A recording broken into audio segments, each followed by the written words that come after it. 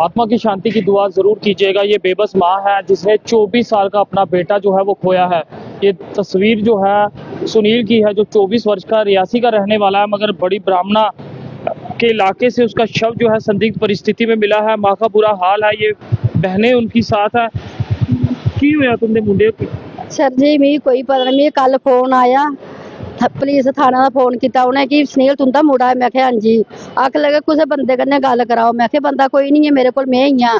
मैं आ तू ओदी मां? मैं हाँ जी हाँ मां। आखदे तुसीं नहीं सुनानी गल ते मैं केह् कीता? कोई कांड करी दा कुछ? आखदा नहीं नहीं कक्ख नहीं, तुसीं शामी कोई गल सुनागे, कोई बंदा दिक्खो असें ओहदे नाल गल करागे। मैं भी दूए बंदे कन्नै गल कराई शामी।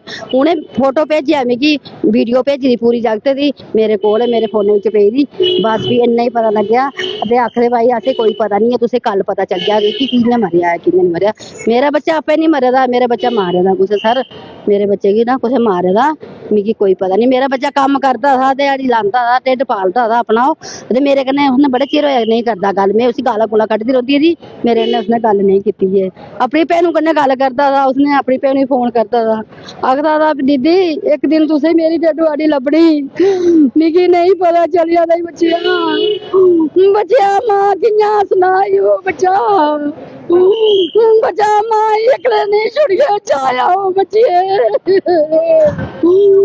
बच्चा मां मरे ओ बच्चे। मैं उनकी सिस्टर हूँ, बड़ी ताई की बेटी हूँ।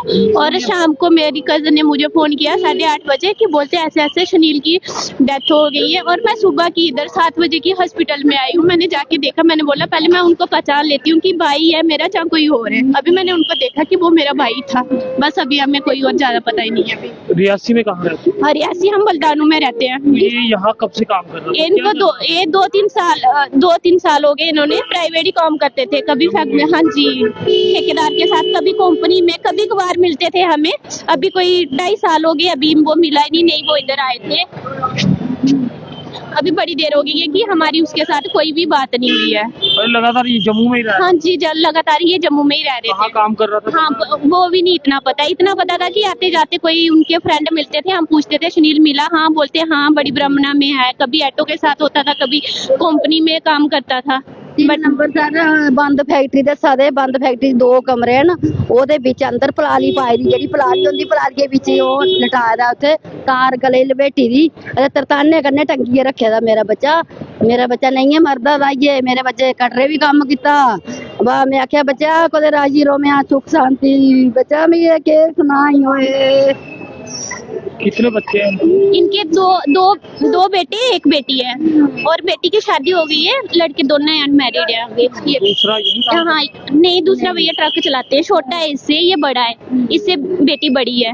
अभी पुलिस से बात हुई आपकी? अभी कुछ बात नहीं हुई, पुलिस वाले मिले नहीं। हम सुबह आए, मैंने एक सर से बात की, जाके मैंने अंदर डेड बॉडी देखी। उसके बाद मम्मा भी पहुंची है घर से। उसके बाद अभी तक हमें कोई पुलिस कोई कुछ नहीं मिला, अभी तक हमें कोई पता नहीं है। नहीं अभी किस तरह की मांग करते हैं?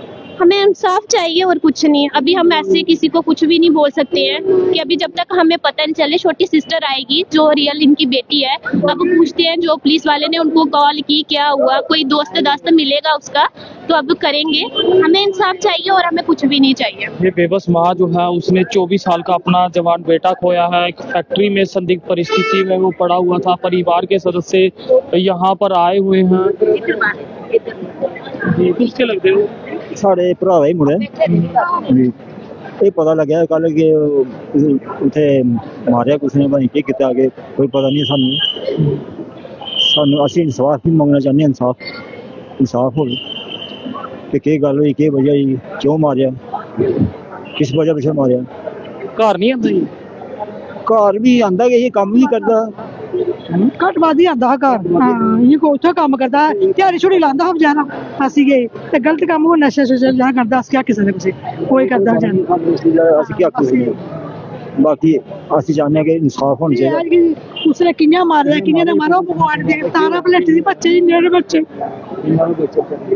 देख सकते हैं परिवार का बेटा जो महज सुनील 24 वर्ष का था, उसकी जान चली गई है। ये बेबस माँ एक ही मांग करती है और पुलिस से भी अपील रहेगी कि इस बेबस माँ के बेटे का शव जितनी फॉर्मेलिटी जल्दी हो सकती है वो करके इनके सुपुर्द कर दें, ताकि ये अपने बच्चे का शव जो है वो नहीं अभी नहीं गया, अभी पहुंची। उस चौकी जाओ ना, क्या कौन सी चौकी में सर? बड़ी पुराना पहले इतने अंदर गए तो नहीं अभी कहीं नहीं गया अभी। बस अंदर जाओ फिर इतने मैसेज करा दे ये बॉडी पोस्टमार्टम। चाची आओ। बहुत ही दुखद खबर, ये रोती बिलखती माँ जो है अपने जवान बेटे के